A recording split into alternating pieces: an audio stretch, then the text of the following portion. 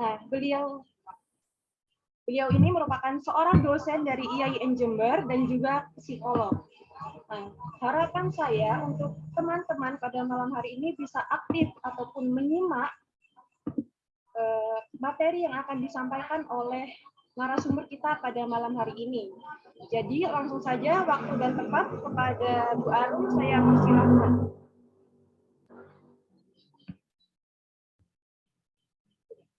Oke, suara saya terdengar nggak ya? Ya, Bu, sudah jelas suaranya. Oke. Jelas, Oke, Bu. terima kasih. Sebentar, saya menyalakan cahaya kecantikan dulu ya. Semoga bisa. Oke, tadi gelap banget. Oke, Assalamualaikum warahmatullahi wabarakatuh. Waalaikumsalam warahmatullahi wabarakatuh. Gimana kabarnya teman-teman semuanya? Alhamdulillah baik, Bu. Baik ya, sehat ya. Ini semuanya teman-teman lagi di Jember ataukah di luar Jember saat ini? Di luar Jember. Oke. Oke, di dalam rumah. Oke, baik. Semoga semuanya sehat begitu ya. Hari ini kita sharing saja. Saya yakin teman-teman di sini nih pengalaman jauh lebih banyak daripada saya ngomong di depan banyak orang begitu ya. Karena mungkin karena saya lebih tua begitu, saya belajar lebih banyak dan saya tapi pengalamannya tidak jauh berbeda dengan teman-teman semua di sini. Nah, sebelumnya saya pengen tahu nih, teman-teman punya pengalaman public speaking di mana aja sih? Kalau boleh tahu silahkan teman-teman chat. Selama ini public speaking-nya di mana? Di kelas kah? Atau ada yang sudah menang sampai ke internasional mungkin? Adakah yang ingin sharing?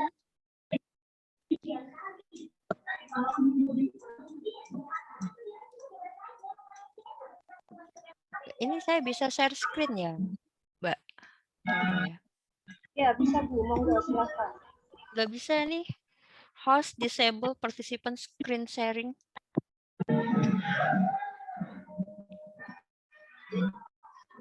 Oh, masih di sekitar kampus dan organisasi saja. Oke. It's okay. Adakah lagi? Oke. Oke, baik. Ini saya waktunya berapa lama ya, Mbak ya? Untuk penyampaian dari narasumber sendiri cukup 30 menit saja, Bu. Selebihnya nanti forum diskusi. Oh, saya pikir sampai tengah malam begitu. Oke. Saya nggak akan banyak, teman-teman. Mungkin akan saya mulai saja begitu ya. Saya akan share screen apa yang sudah saya buat. Begitu, saya judulnya ini terkait how to be great public speaker. Ini tidak saya perbesar begitu ya, karena nanti takutnya hang. Biasanya kalau diperbesar jadinya hang. Lampunya saya matikan dulu. Oke. Nah, teman-teman, tadi Mbak Alfati bilang, tadi Mbak Alfati bilang itu ada orang yang takut ngomong di depan banyak orang begitu. Ada orang yang berani. Sebenarnya memang untuk ngomong di depan banyak orang itu tidak mudah, teman-teman. Butuh proses gitu. Saya akan sedikit menceritakan pengalaman saya. Oke, nama saya Rumasya Fitri, saya biasa dipanggil Arum, kalau di kampus saya biasa dipanggil Arum begitu. Kalau di kampus, karena dosen saya biasa dipanggil Ibu begitu, tapi kalau di luar saya sukanya dipanggil Kakak gitu, karena masih muda ya. Oke, saya memulai awal menjadi public speaker itu sebenarnya di tahun 2015. Ini adalah pengalaman saya, ini pada saat saya di Jogja. Waktu itu saya jadi mahasiswa, ini men-training orang tua begitu. Orang tua, dan ini pengalaman pertama saya. Kemudian setelah itu dari pengalaman pertama saya mencoba lagi, akhirnya 2018 saya jadi pembicara terkait karir di kedokteran UGM pada saat itu. Wah, ini saya senang sekali karena saya punya cita-cita jadi dokter tapi nggak bisa begitu. Nah, wah ternyata saya jadi pembicara karir di kedokteran begitu. Nah, kemudian tahun 2019 ini awalnya hanya puluhan begitu, sekitar 10 sampai 20 orang, kemudian ini hampir 100, dan di tahun 2019 saya jadi pembicara di salah satu kampus di Semarang, itu sekitar 1.400 sampai 1.600 orang begitu. Oh, ini unlimited. Oke. Nah, lanjut, kita akan membahas terkait apa itu public speaking. Public speaking adalah proses menyampaikan pesan kepada audiens dalam skala kecil atau besar yang mana memiliki tujuan untuk memberikan informasi, memberikan pengaruh, atau menghibur. Jadi, public speaking ini berbeda dengan percakapan karena di sini ada pesan apa yang disampaikan, kemudian ada tujuannya, yang mana tujuannya itu adalah memberikan informasi, memberikan pengaruh, atau menghibur begitu. Nah, ini adalah perbedaan dari public speaking dan percakapan. Kalau public speaking itu lebih terencana. Jadi tadi kita sudah membahas kalau public speaking itu ada tujuannya, teman-teman. Daripada kalau percakapan kan seringnya tidak direncana begitu ya, ngomong kemana-mana begitu. Nah, kemudian public speaking sifatnya lebih formal daripada percakapan. Nah, public speaking ada peran yang jelas antara pembaca dan pendengar. Kalau seandainya kita ngobrol, itu kan komunikasinya dua arah. Ya, tapi kalau public speaking itu jelas ada yang pembicara dan juga ada audiens begitu. Nah, tadi kita berbicara terkait audiens. Saya akan sharing ini dari guru saya Hilbam Dunar. Teman-teman mungkin tahu ya Mas Hilbam Dunar, dia public speaker di Metro TV. Nah, ada beberapa kriteria audiens, teman-teman. Mungkin teman-teman sudah tahu ini. Yang pertama itu adalah the good audience. The good audience itu adalah dia yang pendengarnya tuh mendengarkan, kooperatif. Kalau ditanya dia jawab, itu the good audience. Nah, ada yang the learner, ada yang dia selama proses nyatet aja. Kayaknya kita nggak didengerin begitu, dia nyatet aja. Kemudian ada the killer. Mungkin teman-teman ketika presentasi ada temennya yang suka ngetes pemateri begitu ya. Wah, kata tes ini sebenarnya bisa atau enggak sih? Nah, kemudian yang keempat ada yang the stay to. Dia diem aja. Jadi biasanya ini kalau teman-teman misalnya pernah jadi public speaker di kayak kementerian atau ke yang formal-formal itu semuanya diem gitu kayak patung begitu. Kemudian ada yang negatif, tidak kooperatif. Ada yang ketika kalian ngomong begitu dia nerima telepon begitu. Nah, itu kan tidak kooperatif ya. Atau ketika kalian ngomong dia malah ngobrol sama temannya. Nah, yang terakhir ada yang di profesor. Misalnya nih, kalian menjadi pembicara terkait komunikasi di depan dosen-dosen komunikasi. Nah, di profesor biasanya kayak gini. Mbak Al-Fatih, tadi pakai teori apa komunikasinya? Bener nggak itu? Jurnalnya apa? Nah, itu adalah tipe yang the professor. Itu adalah kriteria audiens. Jadi nanti teman-teman dengan mengetahui kriteria ini, teman-teman akan lebih tahu bagaimana menghadapi orang-orang yang orang-orang dengan kriteria ini. Ini seru sekali teman-teman. Kalau kalian hanya di the goods audience saja, nanti tidak akan berkembang begitu terkait bagaimana menghandle orang-orang misalnya yang dia killer begitu, ataukah yang profesor. Ini kan menantang banget ini. Nah, kemudian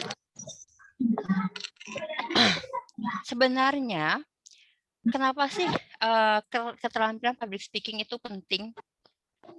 Dengan kalian mampu public speaking, orang lain tahu kompetensi yang kalian punya begitu. Kalau kalian tidak mampu menyampaikan apa yang ada di dalam diri kalian, orang tidak tahu apa kompetensi kalian. Dengan orang lain tahu, atau misalnya bos kalian tahu, atau misalnya di organisasi itu orang-orang yang punya power tahu, itu dapat menunjang peningkatan karir teman-teman. Kemudian meningkatkan koneksi sosial. Jadi dengan kalian jadi public speaker, kalian akan dikenal dengan lebih banyak orang. Kemudian menunjang prestasi akademik. public speaker, kalian akan terlihat begitu dari dosen ataupun dari teman-temannya, dan meningkatkan kepercayaan diri dan komunikasi. Semakin kalian banyak praktek terkait public speaking, kalian akan lebih percaya diri dalam hal kalian menyampaikan, ataupun nanti keterampilan komunikasi kalian, keterampilan verbal kalian pun akan bagus begitu. Nah, tapi ada orang yang, apakah keterampilan public speaking mudah dilakukan? Ini adalah yang saya ambil dari beberapa penelitian begitu. Karena ini mahasiswa ya, teman-teman tahu ternyata kalau kalian merasa takut berbicara di depan umum, you are not alone. Jadi 61% mahasiswa takut berbicara di depan umum. Kemudian ternyata 33% orang memiliki masalah terkait public speaking. Nah, di beberapa penelitian juga, ini adalah penelitian di Asosiasi Psikiatri di Amerika begitu. Ternyata kecemasan dan ketakutan public speaking merupakan kecemasan tertinggi mengalahkan ketakutan akan kematian. Jadi ngomong di depan banyak orang itu lebih menakutkan daripada takut mati begitu. Kemudian banyak orang takut berbicara di depan umum, namun menyembunyikannya karena malu. Makanya banyak orang yang ketika disuruh maju, dia nggak mau begitu. Karena sebenarnya dia takut. Jadi dia malu kalau saja tidak bisa perform. Kemudian, individu berusia 18 sampai 55 tahun, 50% dilaporkan memiliki permasalahan terkait public speaking. Kemudian, kenapa itu terjadi? Karena rata-rata individu itu takut menjadi pusat perhatian dan takut mendapatkan evaluasi dari orang lain. Jadi, rata-rata orang-orang itu takut dianggap jelek begitu. Nah, ketakutan saat public speaking apa saja sih? Nah, ini adalah ketakutannya. Adakah ini yang relate? Wah, I can relate. Ada nggak sih yang teman-teman yang takut terlihat bodoh, takut salah, takut mengatakan hal yang salah, takut nggak tahu aku tadi ngomong apa ya? Kemudian takut lupa, blank ya tadi ya, yang Mbak Alfati bilang. Kemudian takut ketika kalian ngomong, pendengarnya tuh malah lari begitu. Wah, nggak asik nih, aku keluar aja. Ataukah takut kehilangan kontrol begitu. Misalnya karena kalian saking asiknya, kalian heboh gitu. Nah, ini adalah ketakutan-ketakutan saat public speaking. Begitu. Nah, kita lanjut dulu. Ini adalah mungkin ini adalah penelitian teman-teman. Ternyata orang siswa, ini penelitian di siswa ya, siswa itu ketika mendapatkan tugas public speaking, ini ketika dapat tugas aja dia itu sudah takut nih. Ketika dapat, pertama kan dia nggak cemas nih. Ketika, ya udah nanti presentasi, udah takut nih. Dikerjain dulu ya, oke tenang. Setelah itu pas hari hanya, takut lagi. Pas ngomong, ketika mulai ngomong, pertama kali ngomongnya takutnya di puncak teman-teman. Tapi setelah sekian lama, setelah kalian ngomong, kecemasannya itu turun. Nah, ini adalah yang terjadi ketika teman-teman dapat tugas aja udah cemas gitu ya, apalagi ngomongnya. Nah, kemudian, ini adalah yang dirasakan ketika teman-teman mendekati waktu presentasi. Adakah yang relate dengan ini? Fisiknya berdetak kencang gitu ya, gemetar, mual, muntah, pusing, panas gitu ya. Kemudian kognitifnya kayaknya aku belum siap deh gitu. Blank, muncul pikiran negatif. Nanti kalau salah gimana ya gitu. Bahkan ada yang sampai perilaku teman-teman. Bahkan ketika dia harusnya maju, dia nggak mau maju. Nah, itu sudah sampai ke perilaku. Kemudian, kecemasan yang terjadi saat presentasi itu terlihatnya seperti ini. Blank, melakukan banyak gerakan. Jadi ketika dia presentasi, dia banyak gitu, heboh tangannya gitu kan. Kemudian kadang kepalanya heboh-heboh, kadang kakinya gitu. Kemudian tidak ada kontak mata dari audiens dengan audiens. Jadi dia entah melihat ke atas, ke bawah gitu. Kemudian terbata-bata atau bicaranya terlalu cepat. Nah, ini kecemasan ketika presentasi berlangsung. Kemudian apa yang perlu dilakukan? Nah, yang perlu dilakukan adalah teman-teman tetap tersenyum. Kadang orang cemas itu nggak bisa senyum, jadi kelihatan galak begitu. Itu kelihatan banget kalau orang gugup. Kemudian kalian bisa atur nafas, kemudian lebih fleksibel, atau bisa menyapa audiens. Tadi kan Mbak Alfa tuh bagus banget tadi, gimana kabarnya? Itu juga menenangkan kita juga sebenarnya. Kemudian here and now. Jadi kalian pada saat itu upayakan pikiran kalian itu pada saat here, di sini dan sekarang. Jangan berpikir nanti kayak gimana, itu kan belum terjadi. Jadi here and now. Kemudian, nah tadi ada yang bertanya, ada nggak sih orang yang memang dia tipe pribadinya itu cemas begitu. Nah, ini adalah tipe kepribadian orang yang mudah cemas terkait public speaking. Yang pertama adalah dia toleransi terhadap stresnya tuh rendah. Jadi orang yang gampang stres, dia gampang cemas ketika dia melakukan public speaking. Kemudian orang yang kurang fleksibel itu biasanya juga kecemasannya tinggi terkait public speaking. Kemudian perspektif terhadap diri ketika dia merasa dirinya nggak mampu, dia merasa dirinya tidak berharga, dia merasa dirinya tidak pantas untuk ngomong di depan. Nah, itu juga menimbulkan kecemasan yang tinggi saat public speaking. Kemudian pengaturan pikiran. Nah, orang yang dia kesulitan, jadi dia pikirannya tuh selalu negatif, dia pikirannya selalu the worst. Jadi dia selalu mikirnya tuh nanti hal-hal yang jelek saja. Nah, itu bisa menyebabkan juga public speaking. Misalnya teman-teman kok apes-apesnya gitu ya, dapat yang tipe profesor audience gitu ya. Kemudian kalian langsung wah kayaknya aku bego banget, audiensku gimana ya. Nah, itu tuh kecemasannya akan semakin tinggi juga. Kemudian ini ada tips, ini juga dari guru saya, Mas Hilbram Dunar. Gimana bisa menjadi public speaker yang bagus? 3C kalau Mas Hilbram itu bilang. Yang pertama clarity. Jadi kalian itu ketika akan presentasi, kalian perlu menyiapkan presentasi kalian. Tujuannya apa, kemudian targetnya siapa, dan pesannya itu harus clear dan gampang dipahami oleh orang lain. Jangan hanya kalian yang paham. Kalau kalian yang paham itu bukan public speaking, tapi belajar untuk dirinya sendiri begitu.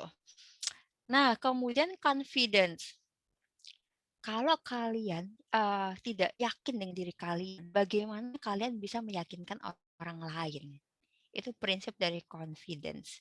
Jadi kalian perlu yakin dengan kemampuan kalian. Kalau ternyata salah gimana? Kalau ternyata nanti nggak mampu gimana? Ya nggak apa-apa, kalian belajar lagi. Gitu. Nah, kemudian kontrol.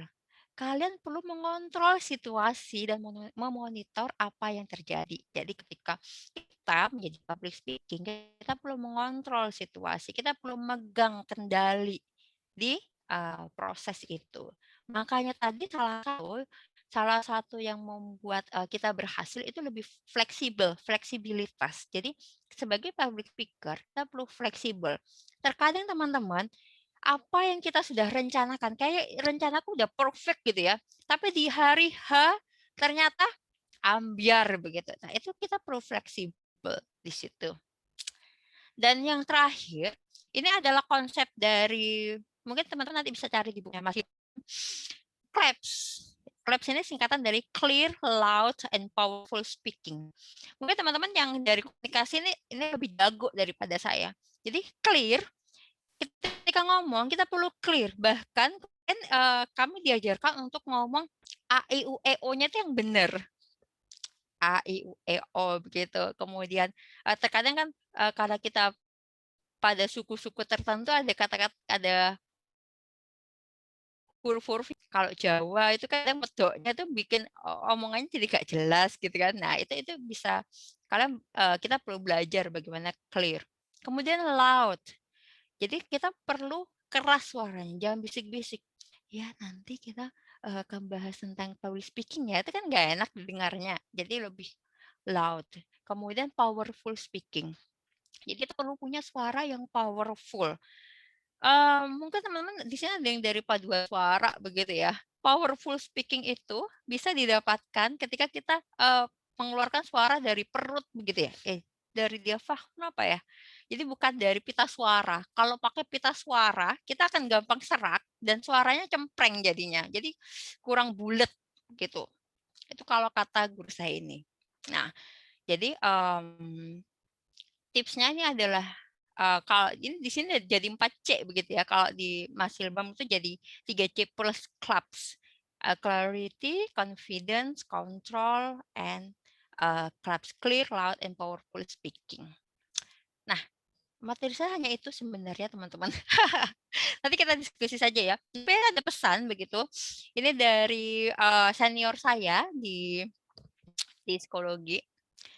Jadi terkadang you don't have to be great to start. Kita tidak perlu nunggu kita jadi orang besar untuk memulai. Jadi kita tidak perlu nunggu kita jadi misalnya kita tidak perlu menunggu kita lulus dulu baru untuk mulai public speaking begitu ya. No, you don't have to be great to start. You have to start to be great. Kita perlu mulai untuk jadi orang besar begitu ya. Jadi you don't have to be great to start, you have to start to be great. Kemudian, nah, ternyata teman-teman, public speaker or speakers were bad speakers at first. Mereka itu awalnya, dia juga nggak bagus-bagus juga. Karena pengalaman tadi yang membuat mereka jadi oke. Demikian dari saya, terima kasih. Assalamualaikum warahmatullahi wabarakatuh. Waalaikumsalam warahmatullahi wabarakatuh. Oke, terima kasih. Sangat luar biasa sekali penyampaian yang sudah disampaikan oleh narasumber kita pada malam hari ini. Untuk selanjutnya, saya akan buka sesi tanya jawab bagi audiens yang ingin bertanya. Nah, di sini aturan mainnya saya akan membuka 3 pertanyaan saja. Jadi, monggo unek-unek mungkin teman-teman yang masih punya pertanyaan yang ingin disampaikan kepada narasumber, mumpung masih ada kesempatan di sini kita bersama narasumber hebat kita malam hari ini. Jadi monggo silahkan bertanya di kolom komentar jika malu untuk bersuara langsung.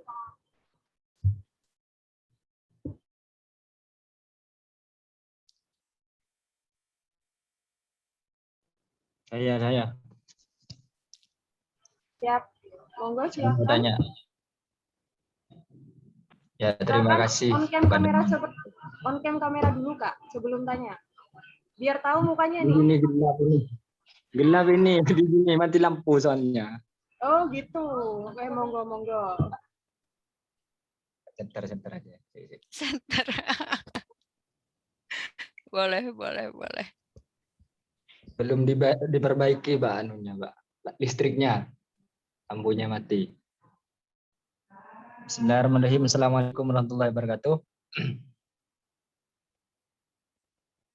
Ada suara nih, Waalaikumsalam. Waalaikumsalam warahmatullahi wabarakatuh. Ya, terima kasih sebelumnya kepada moderator dan juga pemateri yang telah menyempatkan waktunya ya.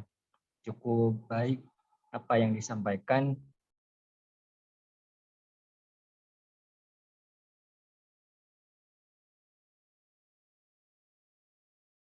Ini kok hilang ini yang tanya ini ya? Mana ini Mas Yani?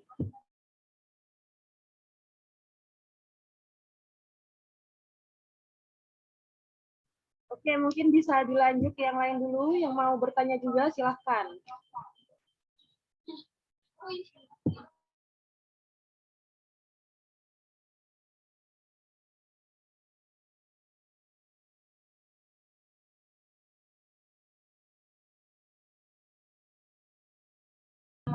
Mungkin gini Bu, dari saya sendiri ingin bertanya langsung nih kepada Ibu nih, mumpung masih belum ada yang mau bertanya.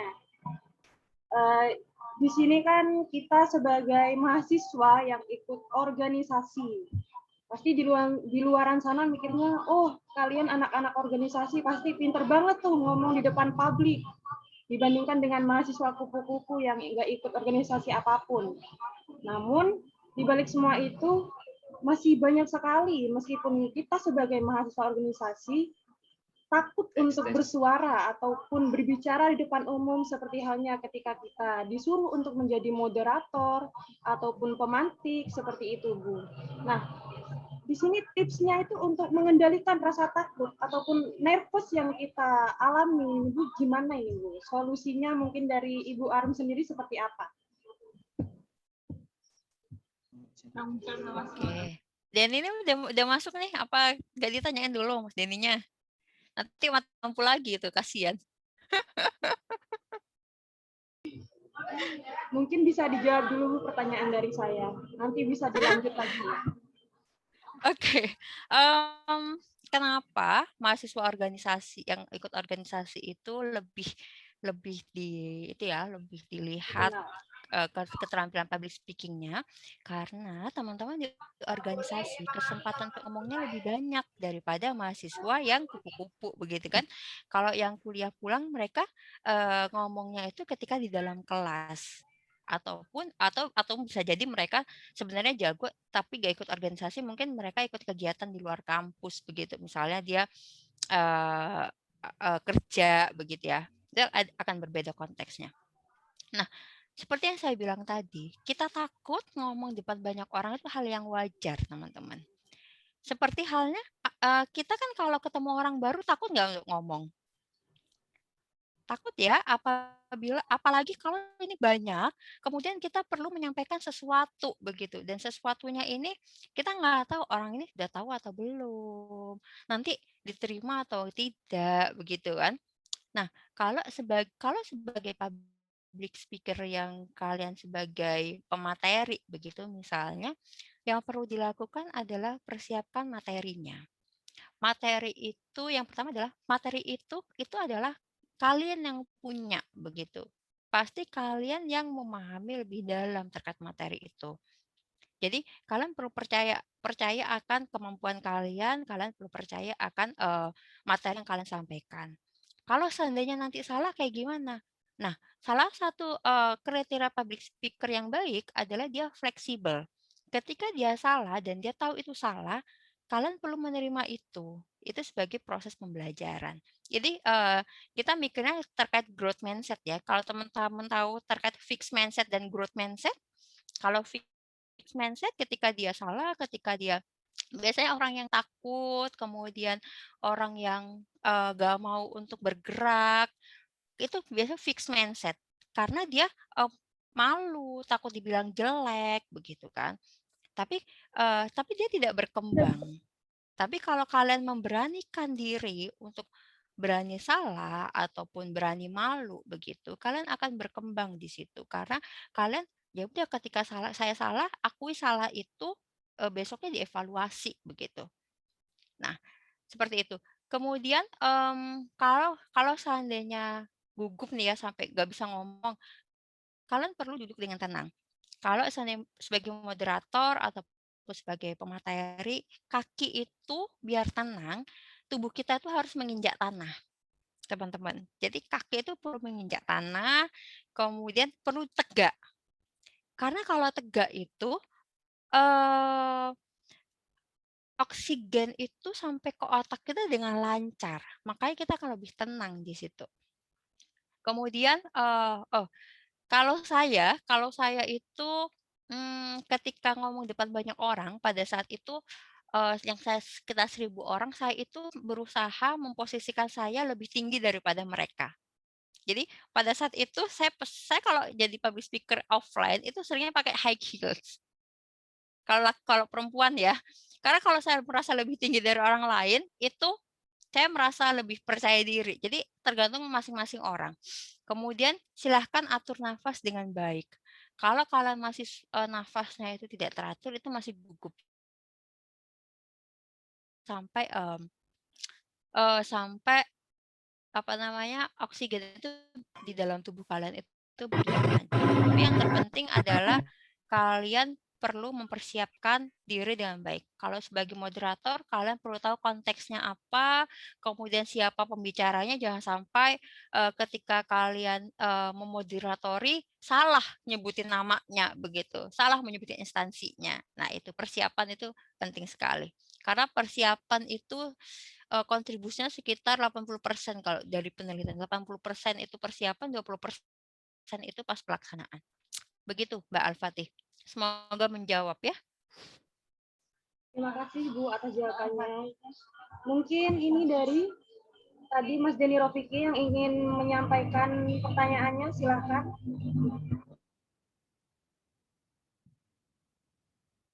Baik, terima kasih Adinda, moderator Dek Sinta ya, atas kesempatannya, dan terima kasih kepada Yunda Fitri yang telah bersedia mengisi acara diskusi teman-teman HMI. Yang ingin saya tanyakan ini terkait apa saja yang harus kita persiapkan selain dari PowerPoint tadi.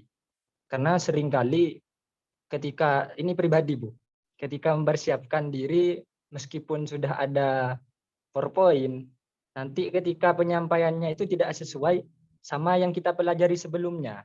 Nah, bagaimana caranya supaya yang kita pelajari udah matang ini ketika perform nanti di depan umum itu juga tersampaikan. Terus yang kedua, mohon triknya supaya kita lebih percaya diri ketika berbicara di depan umum. Mungkin itu saja pertanyaan dari saya. Ini bukan Mas Denny ya, tapi menggunakan akunnya Mas Denny. Oke. Terima kasih. Assalamualaikum warahmatullahi wabarakatuh. Oke, sekarang pertanyaan saya bertanya boleh ya?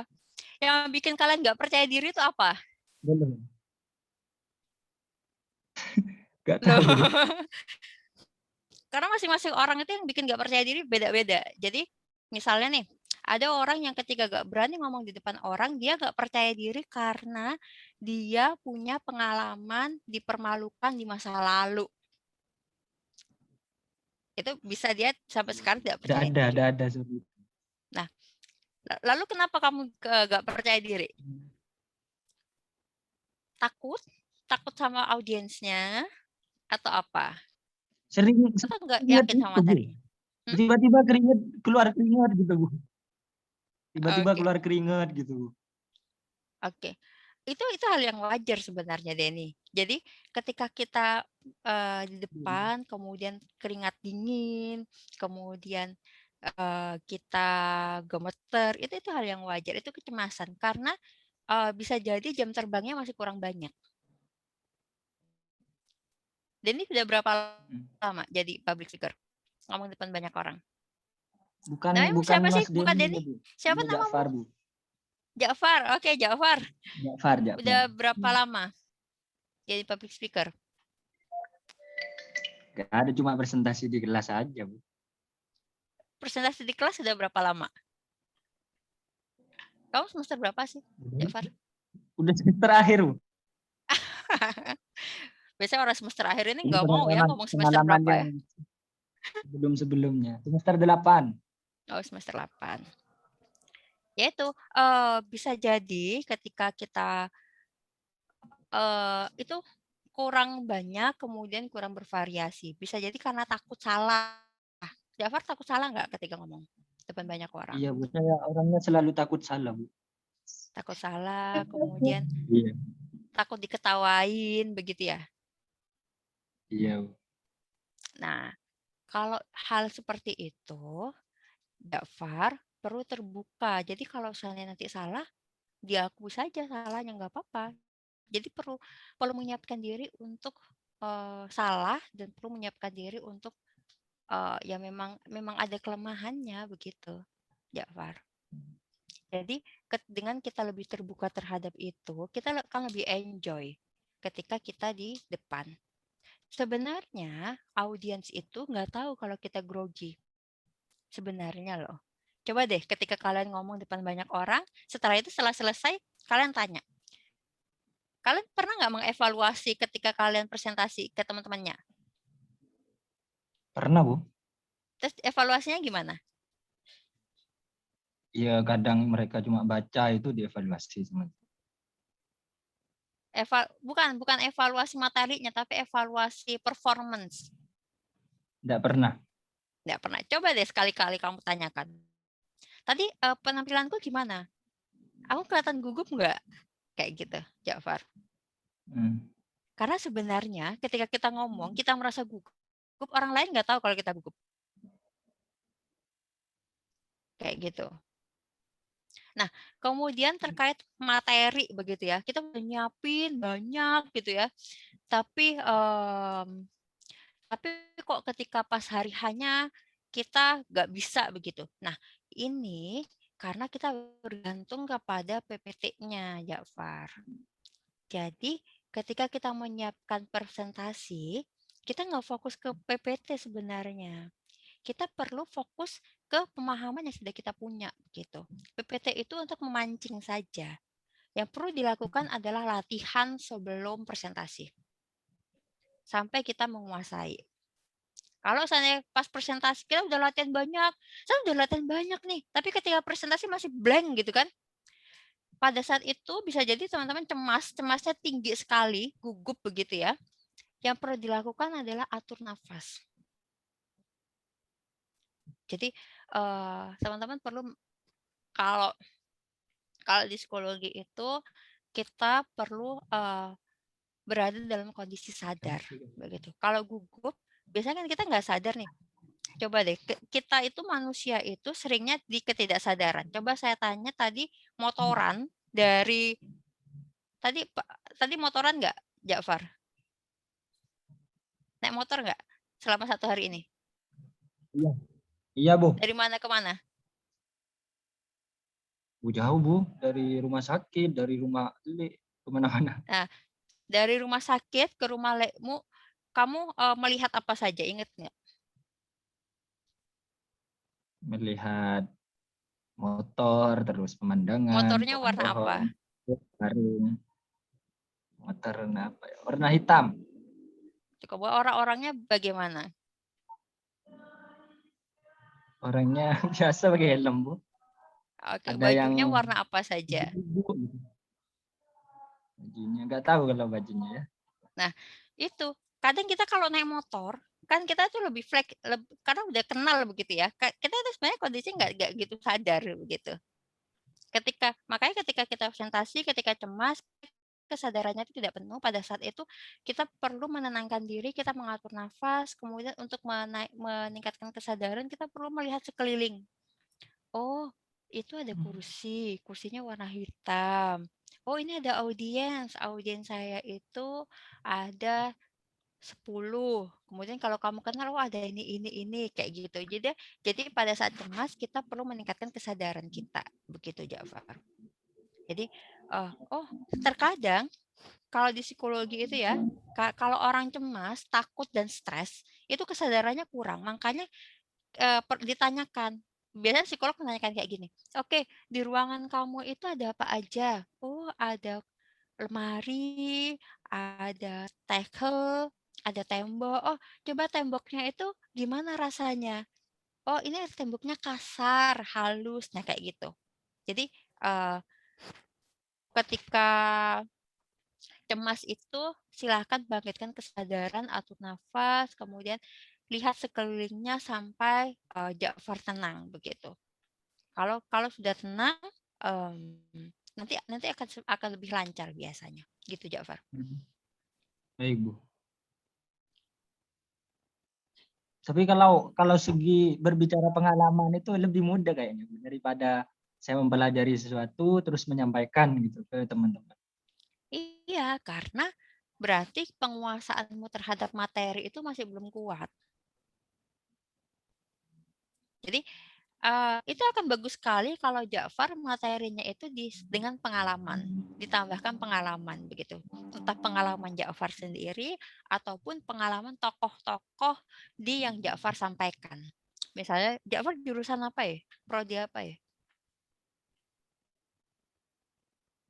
Prodi Hukum Keluarga Islam, Al-Ahwal Asy-Syafi'iyah. Misalnya terkait hukum keluarga Islam, kemudian Ja'far membahas tentang keluarga begitu hukum keluarga begitu kan contoh-contoh. Nah, itu akan lebih menyenangkan sebenarnya untuk banyak orang lebih paham begitu. Kalian kan lebih pahamnya pakai contoh begitu kan ya. Bisa disampaikan pengalamannya juga. Nah, biasanya kalau gugup terkait materi yang blank, materinya tuh belum benar-benar dipahami. Biasanya seperti itu. Belum terinternalisasi. Gitu, Jafar. Oke? Baik, Bu. Oke. Iya, Bu. Oke, mungkin Terima bisa kasih, Bu. dipahami pemaparan yang sudah dijelaskan oleh Bu Arum barusan. Monggo ini tinggal satu penanya lagi nih. Mungkin Dek Cindy yang sedang on cam ingin bertanya. Yuk, Dek Cindy yuk. Tanya yuk. Assalamualaikum. Waalaikumsalam. Yunda, di sini saya pengen sharing-sharing. Kan kalau saya tuh beda, biasanya kalau dalam hal grogi itu saya biasanya di depan audien yang sedikit. Tapi kalau audiennya banyak saya nggak gugup.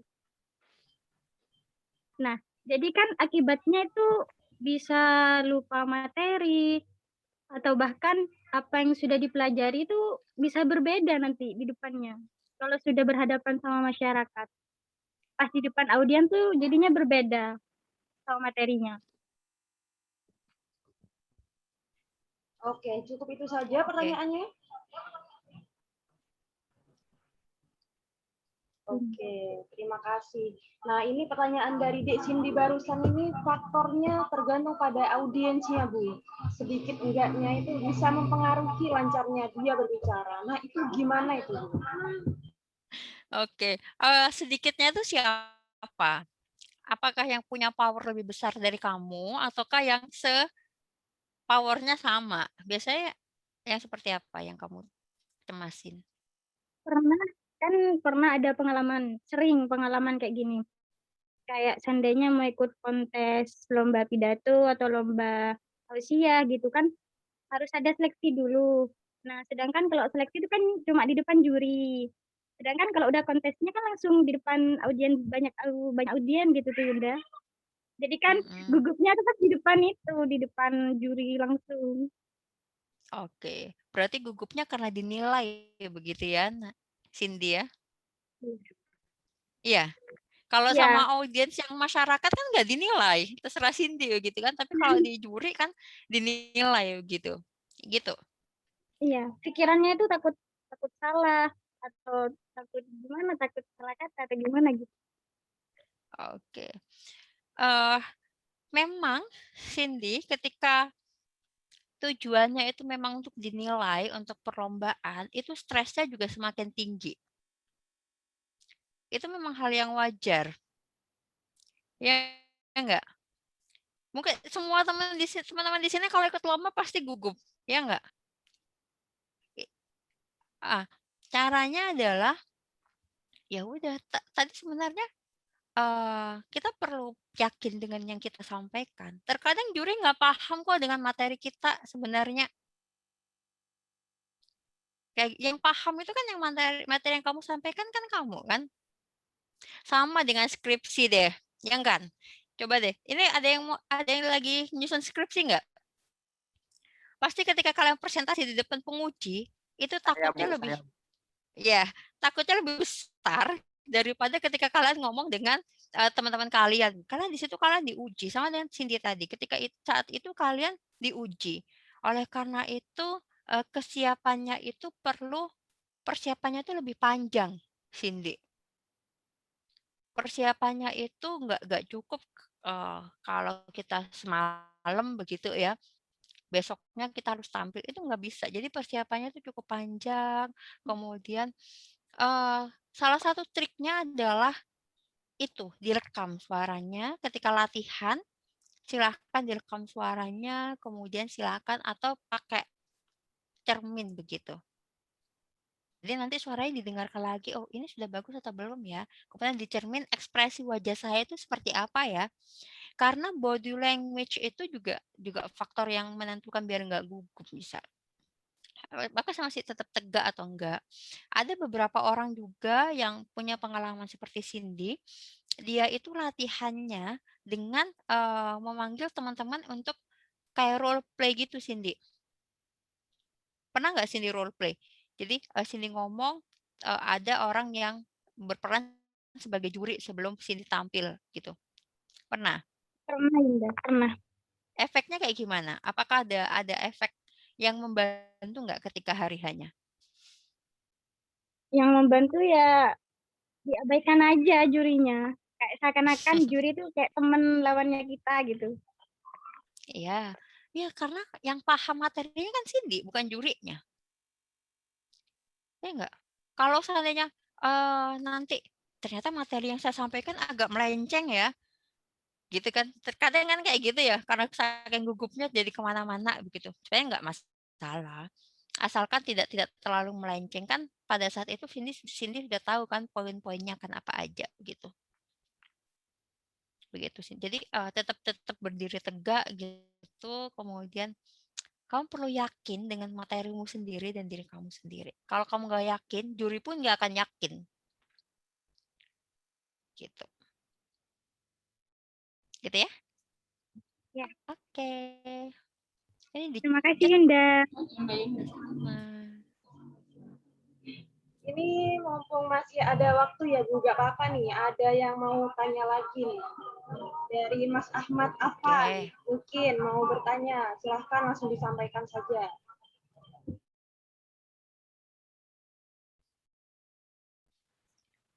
Saya sambil minum ya. Monggo Bu. Haus banget. Ya baik, terima kasih kepada Mbak Moderator sudah mengasih kesempatan untuk bertanya.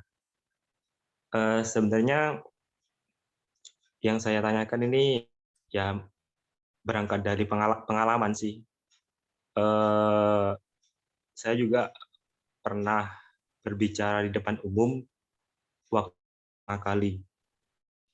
Yang orang itu merasa gugup itu ketika berbicara di depan orang-orang besar, seperti halnya kiai, pejabat, dan akademisi yang melebihi dari kapasitasnya.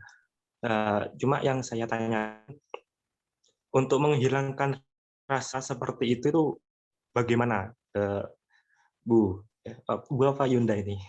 Itu. Soalnya yang saya rasakan sendiri terkadang pertama sudah punya bahan untuk berbicara, cuma karena ada yang lebih tinggi ilmunya, jadi rasa minder itu tiba-tiba langsung ada. Jadi seperti itu. Terlebih di saat saya lomba itu misalnya gitu. Pernah Bu ikut. Di situ saya jurinya langsung bawahan dari pengasuh kayak kiai gitu. Cuma ya itu langsung down ketika dilihat. Nah itu kadang apa yang mempengaruhi kok bisa seperti itu gitu. Karena spontanitas ketika kita berbicara, hal yang tak terduga itu tiba-tiba datang. Entah ada rasa gugup dan kemudian berbicara yang seharusnya sistematis jadi belepotan. Jadi seperti itu. Terima kasih. Oke. Ini langsung saya jawab saja atau gimana, Mbak Momot? Oke, langsung bisa dijawab saja itu. Oke. Tergantung konteksnya ya, Ahmad. Panggilannya siapa? Ahmad ya? Oke. Kalau seandainya kamu di situ kayak perannya itu sebagai penceramah begitu ya, atau perannya kayak training begitu dan audiensnya itu posisinya lebih tinggi daripada kita begitu kan, itu sering terjadi sebenarnya. Misalnya ada Pak Kiai ataukah dosen mungkin. Nah, salah satunya adalah untuk mengurangi kecemasan dengan ada interaksi. Jadi ada interaksi, kemudian bisa memuji audiensnya pertama kali gitu. Misalnya saat ini saya senang sekali di sini ada guru saya yang pengetahuannya lebih banyak sekali daripada saya, tetapi kesempatan kali saya ingin kita nanti saling berbagi, misalnya seperti itu. Jadi ada interaksi di situ. Jadi misalnya mau membahas terkait konsep komunikasi misalnya. Kemudian audiensnya adalah orang yang jago komunikasi. Nah, kalau audiensnya nggak rese gitu ya, dia merupakan good audience, bukan profesor audience yang tadi disampaikan itu akan enak sekali. Nanti ada interaksi menurut Bapak, pengalamannya kayak gimana selama ini? Itu bisa ditanyakan seperti itu.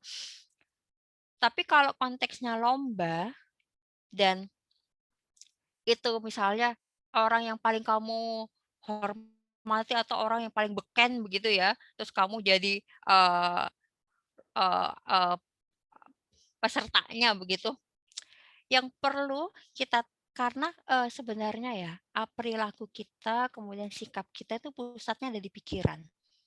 Kecemasan yang Ahmad sampaikan tadi itu kan pusatnya di pikiran.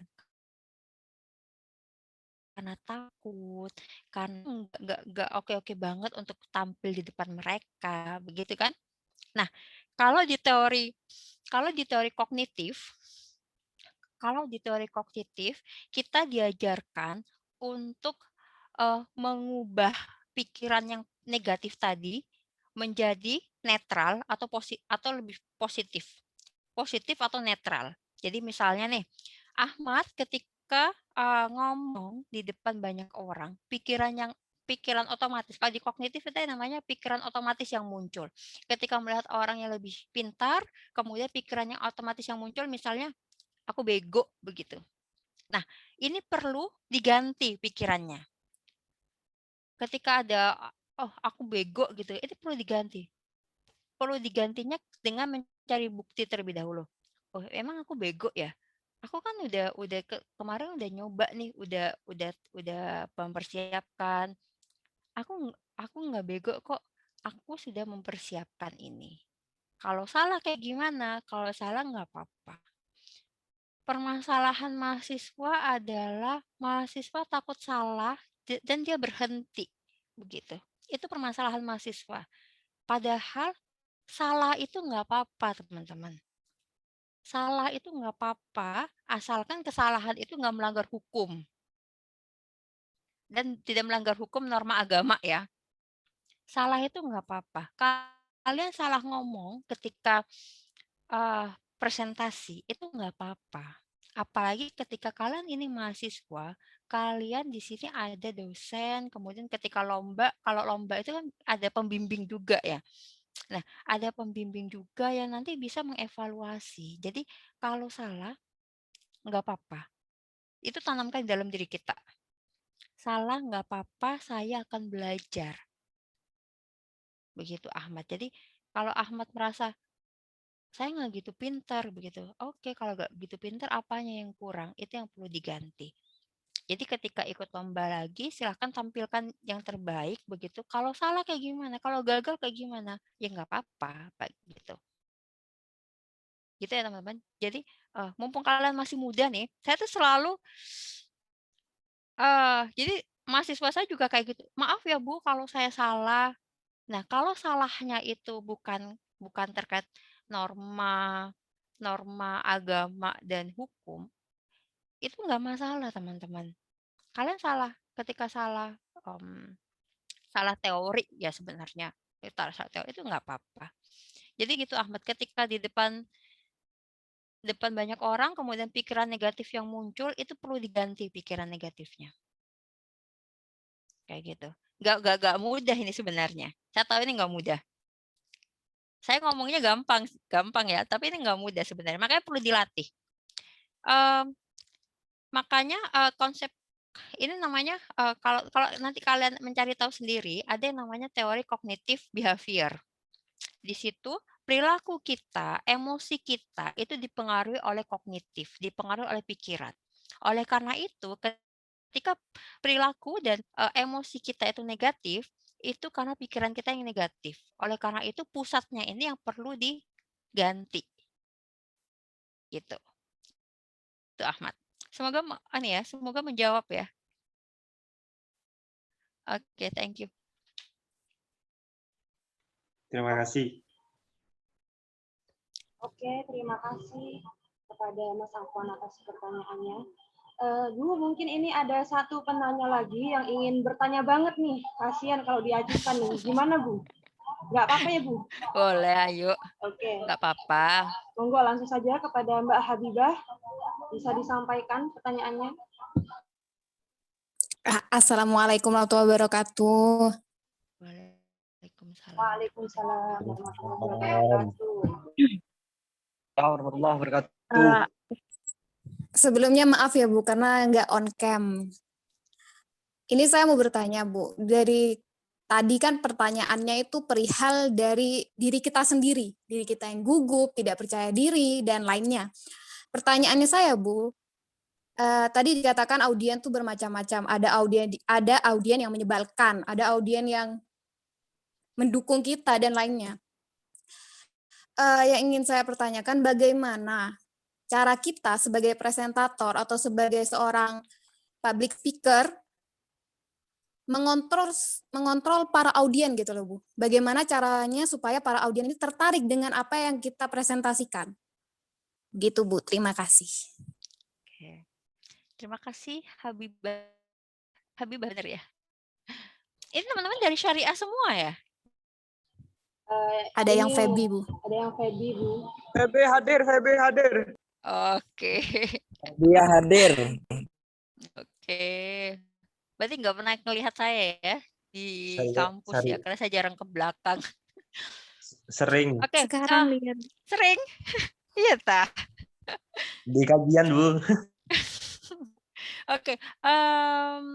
Habibah, ini pertanyaan bagus. Sebagai public speaker, pertama kali kita perlu mengenal audiens dulu sebelum kita presentasi sebenarnya. Idealnya seperti itu. Jadi sebelum kita presentasi, sebelum kita menjadi public speaker, kita sudah bertanya dulu, audiensnya siapa? Guru. Oke, gurunya ini guru di sekolah yang mana? Kemudian kita makanya ketika kita public speaking itu kita datangnya lebih dulu daripada audiens. Jadi jangan salah, jangan audiens dulu yang datang.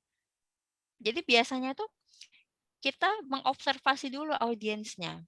Kita lihat dulu, oh dia karakteristiknya seperti ini, begitu. Tapi ketika nantinya ternyata di luar prediksi begitu ya, teman-teman, audiens yang sulit itu lebih banyak sebenarnya daripada kalau kalian dapat audiens yang good itu adalah anugerah buat kalian. Tapi kalau yang sulit itu juga anugerah sebenarnya. Kalau seandainya triksnya tuh macam-macam.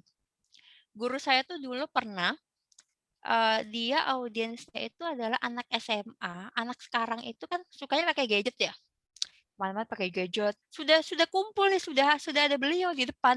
Dia tuh masih WA-an gitu.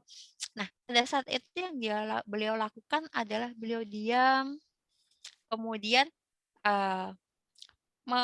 mencari sesuatu yang bisa memusatkan perhatian. Kalau beliau tuh pakai lonceng. Jadi bunyikan lonceng ting ting ting gitu. Kalau saya biasa saya menyapa pas di awal itu halo sampai semuanya menjawab begitu. Nah, kalau seandainya di pas pertengahan begitu ya, pas audiens yang sulit, misalnya dia tipe audiens yang pengganggu begitu di dalam situ, itu adalah kartu kita bisa mengajak dia untuk aktif, Bibah. Jadi misalnya nih, kamu ada audiens yang megang HP namanya Ahmad begitu. Dia sibuk banget megang HP. Terus kamu langsung sapa saja. Oke Pak Ahmad, saya lihat Pak Ahmad tadi mengamati dengan baik sekali. Pak Ahmad, menurut Pak Ahmad komunikasi yang baik itu ya seperti apa sih? Nah itu, jadi diajak audiensnya tuh untuk engage. Jadi kita jangan baper. Nah, salah satu kunci public speaker adalah tidak boleh baper. Gitu ya. Kemudian misalnya ada ya ini yang bikin kalian ngeblank itu baper itu kali ya. Dicuekin dikit udah aku nggak dihargai begitu, saya seperti itu. Atau ada yang tipe profesor yang dia banyak, kayak nggak gitu deh Mbak, dari buku yang saya baca tuh nggak kayak gitu. Nah kamu tanya lagi, oh bagus sekali, saya senang sekali di sini ada orang yang banyak membaca buku lebih dari saya. Kalau dari buku yang Bapak baca seperti apa? Kayak gitu. Jadi dia diajak untuk engage itu apa ya? Untuk terlibat begitu, Bibah. Kalau temanmu ada yang kayak gitu, kamu tanyain balik. Oke, misalnya temanmu namanya Ja'far misalnya, kamu tanya lagi, oh ya Ja'far, gimana? Kalau menurut Ja'far bagaimana? Kayak gitu. Jadi kita jangan pusing sendiri. Dan juga ketika kalian blank, kalian misalnya nggak tahu ya jawab apa ya, misalnya seperti itu ya, kalian bisa tanyakan aja ke audiens, begitu. Jadi kendali di kelas itu kita yang pegang, jangan sampai orang lain itu memegang kendali. Ini kalau di dunia training ya, kalau di dunia public speaking itu seperti itu. Jadi misalnya saya ada pertanyaan yang sulit gitu ya. Udah sambil saya mikir karena saya pada saat itu nggak bisa jawab begitu. Saya sampaikan ke audiens. Menurut Mbak Putri gimana ya? Kayak gitu. Itu Bibah. Jadi kuncinya jangan baper. Gitu ya. Halo? Apakah menjawab? Oke, siap. Siap, Bu. Masuk, Bu. Oke deh. Oke, Mbak Biba, jadi pertanyaannya tadi sudah dijawab ya oleh narasumber kita. Nah, karena Ini nggak ada waktunya... foto bersama, tah? Oh, ada, Bu. Nanti di akhir, Bu. Santai. Ada lagi Bu screenshot. Oke. Nah, ini karena waktunya sudah menunjukkan pukul 8:39 dan tadi sudah juga banyak pertanyaan yang sudah dijawab oleh narasumber kita pada malam hari ini, sangat luar biasa sekali. Saya ucapkan terima kasih atas antusiasme teman-teman sekalian yang ada di sini. Semoga ilmu yang disampaikan oleh narasumber kita kali ini bisa bermanfaat dan yang paling penting bisa diterapkan. Begitu ya. Oke, di sini dari saya sendiri sebagai moderator. Praktis. Yes, praktis. Di sini saya ingin memberikan sedikit kesimpulan terkait materi yang sudah dijelaskan tadi, bahwa public speaking ini memerlukan sekali atau memerlukan latihan yang terus-menerus agar kita bisa menjadi pro seperti itu ya. Perlu persiapan yang matang dan juga banyak sekali keuntungan yang bisa kita dapat jika kita itu pandai public speaking. Salah satunya tadi yang sudah dijelaskan oleh narasumber, yakni bisa menunjang karir ataupun posisi kita sekarang ini sebagai mahasiswa pada saat presentasi ataupun untuk para mahasiswa-mahasiswa akhir yang akan melaksanakan skripsi ataupun seminar proposal, itu perlu banget dipelajari public speaking yang benar ya. Nah, dan yang terakhir adalah semua kembali lagi kepada diri sendiri. Closing statement dari saya di sini adalah be a positive people and be brave. Jadilah manusia yang positif, berpikirlah secara positif. Insya Allah semua yang akan kita lakukan hasilnya juga akan positif. Oke. Jadi saya sampaikan terima kasih juga kepada narasumber kita malam hari ini, Bu Arum, yang sudah meluangkan waktunya untuk berbagi ataupun sharing ilmu bersama kita. Mungkin nanti jika ada pertanyaan dari teman-teman yang masih belum berjawab, bisa langsung chat free kepada Bu Arum gitu ya. Dan sekarang ini akan ada sesi foto bersama. Jadi mohon nih, dihidupkan semua kameranya, yuk.